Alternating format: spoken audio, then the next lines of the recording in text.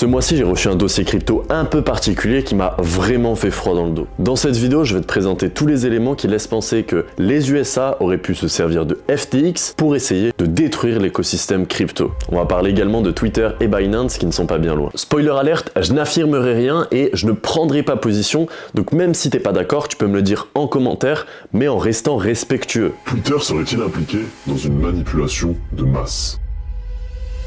En 2020, Twitter comptait 330 millions d'utilisateurs mensuels, ce qui en faisait l'un des réseaux sociaux les plus utilisés au monde. Et lors des précédentes élections aux USA, Twitter était si important que la majorité des candidats étaient actifs sur le réseau dans le but de promouvoir leur programme directement à leur public et ainsi d'obtenir plus de voix. Ils le font aussi en France, c'est un moyen de communication qui est un petit peu meilleur que les journaux aujourd'hui. Bon, jusque-là tout va bien. Mais depuis les élections, il y a eu plusieurs rumeurs de manipulation, dont une qui a été confirmée par Elon Musk lui-même le 30 novembre dernier. Twitter aurait interféré avec les élections américaines. Autrement dit, le réseau social aurait shadowban, ce qui veut dire cacher certains utilisateurs ou partis politiques sur leur algorithme, ce qui aurait eu pour conséquence d'influencer la masse à voter pour un candidat en particulier. Revenons maintenant rapidement sur l'objectif numéro 1 d'Elon Musk qui l'a poussé à racheter Twitter. Musk souhaite créer un réseau social qui se servira de la blockchain et des crypto-monnaies pour toutes sortes d'interactions au sein même de Twitter, ce qui permettrait par exemple d'éviter les bots et compagnie. C'est un sujet qui a fait de grosses polémiques également sur Twitter. Il souhaite ensuite s'en servir pour créer l'Everything App ou l'appli qui fait tout, dans une démarche ouverte aux utilisateurs qui concorde avec la vision actuelle de la blockchain. Donc tout l'inverse du système actuel qui est une véritable boîte de Pandore. Ah, petite pause, attends, j'ai mon alarme Will Cash qui vient de sonner. Donc voilà, j'ai mis le jeu en route. Si t'as pas vu la vidéo, je te la mettrai juste ici. Ou là, je sais plus. Voilà, c'est good. Alors, qu'est-ce que je disais ?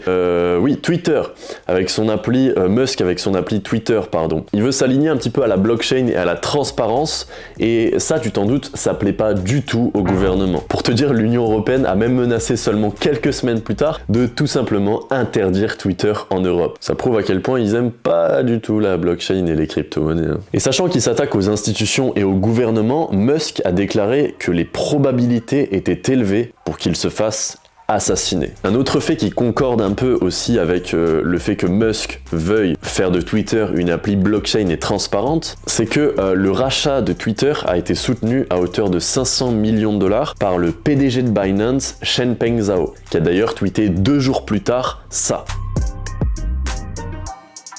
Autrement dit, on peut s'attendre à une association entre l'un des plus grands réseaux sociaux du monde et la plateforme leader du marché des crypto-monnaies. Je pense qu'il y a même moyen que ça crée un nouveau paradigme où tous les concurrents actuels, que ce soit dans la crypto ou dans les réseaux sociaux, soient totalement écrasés par l'immensité de l'Everything App. Parce que je pense clairement que si ça mêle blockchain, Musk et compagnie avec Changpeng Zhao, Binance et tous leurs moyens qu'ils ont ensemble, tous leurs réseaux, tous leurs contacts, ça peut faire quelque chose d'immense, vraiment. Là, on parlerait même plus de monnaie mondiale, on parlerait de monnaie à l'échelle du système solaire ou de l'univers, tu vois. Parce que le Bitcoin, aujourd'hui, je pense que c'est la seule monnaie qui a la capacité de... S'il y avait un alien qui arrivait sur la planète, on serait capable d'échanger cette monnaie avec cet alien, tu vois ce que je veux dire ? Clairement, il comprendrait pas, tu vois. C'est du papier, ça sert à quoi ce papier ? C'est bizarre, tu vois. Alors que là, c'est des 1 et des 0, c'est plus ou moins universel, tu vois, on a tous plus ou moins un système de comptage comme ça, dans toutes les civilisations qu'il y a eu, et je pense que ça pourrait servir de monnaie intergalactique. Enfin bref, ça c'est juste mon avis, c'est un peu perché, mais bon, je trouvais marrant de te le partager quand même. Alors maintenant, venons-en à ChatGPT et FTX. ChatGPT, c'est une IA qui est financée entre autres par Elon Musk, qui a explosé les compteurs, je pense que tu as dû en entendre parler. Il y a eu, je crois, le million d'utilisateurs en 5 jours, ce qui est le record absolu. L'iPhone, je crois que ça a été 75 jours, un truc comme ça. Netflix, 3 années et demie, un truc comme ça.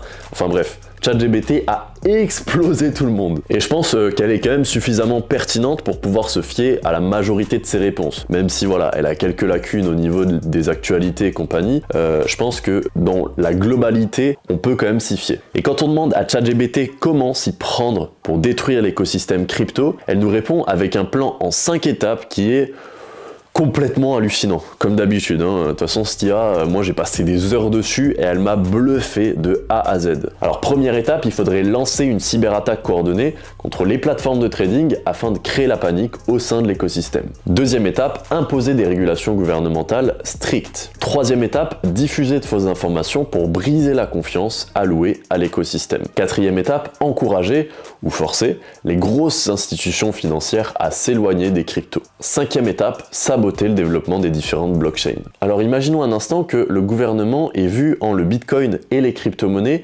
une sorte de concurrent. Qu'est-ce qu'on fait des concurrents? Soit on les extermine, soit on les rachète. En général, les entreprises massives que sont Facebook, Apple et compagnie, c'est ce qu'ils font. Qu'est-ce qu'il ferait le gouvernement? Il peut pas le racheter. Donc, il va l'annihiler, il va essayer de le supprimer.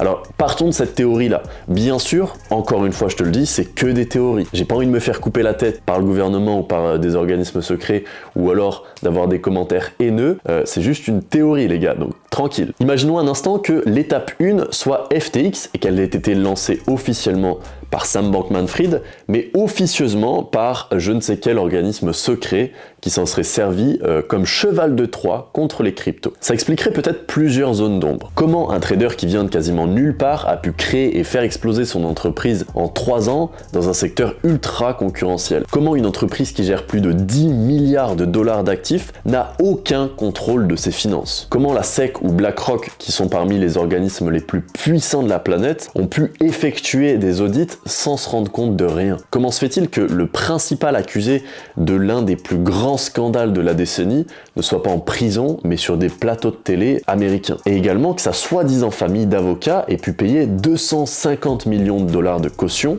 qui d'ailleurs est la plus grosse caution jamais payée. Et pour couronner le tout, comment se fait-il qu'avant le scandale, alors qu'il n'y avait pas spécialement de panique sur le marché, plus de la moitié des bitcoins de FTX aient été retirés de la plateforme comme si quelqu'un savait ce qui allait se produire? Ça fait quand même beaucoup de zones d'ombre. J'ai pas la réponse à tout ça. Si tu as la réponse à l'une de ces questions que j'ai posées juste avant, partage-la nous dans les commentaires. Je serais très curieux de savoir ce qui s'est réellement passé. Pour ce qui est de l'étape 2, parce que là oui, c'était que l'étape 1 du plan de ChatGPT. Donc pour l'étape 2, les gouvernements, notamment en France, parlent déjà de durcir la réglementation liée aux cryptos en réponse au scandale de FTX. Coïncidence ou non, je sais pas. Bon, la troisième étape, elle est franchie depuis un moment puisque la majorité des médias parlent toujours des crypto-monnaies comme des systèmes de Ponzi ou des arnaques en tout genre, mais jamais pour l'utilité qu'elles peuvent apporter réellement au monde. Et ça, c'est typique de la manipulation de masse. Les gouvernements vont manipuler les médias